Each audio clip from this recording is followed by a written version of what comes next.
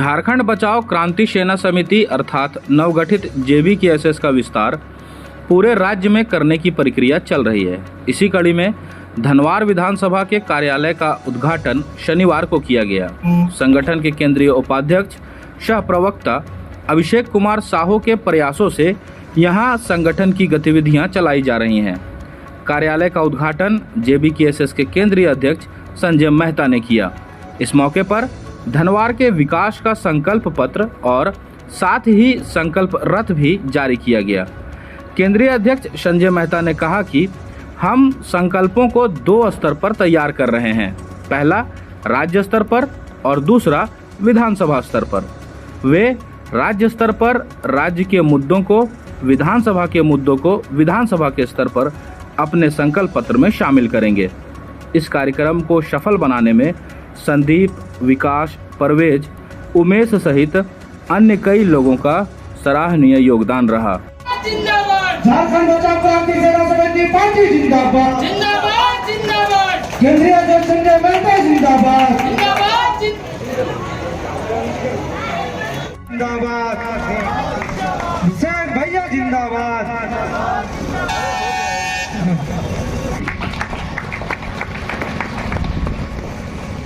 चर्चा से मूल्यांकन करवाइए संजय भैया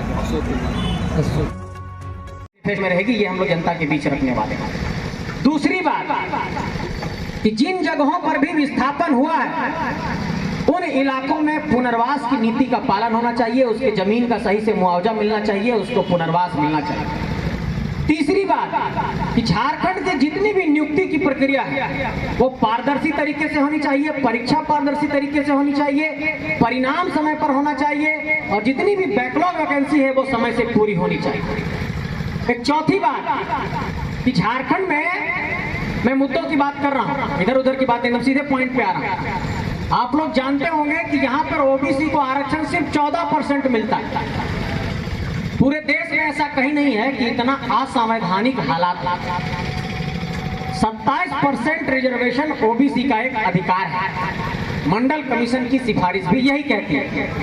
इसका सबसे बड़ा नुकसान क्या हुआ कि पंचायत के चुनाव में OBC के जो रिजर्व सीटें थे उन रिजर्व सीटों पर OBC के लोग चुनाव तो लड़े लेकिन वहां जनरल लोग भी फाइट।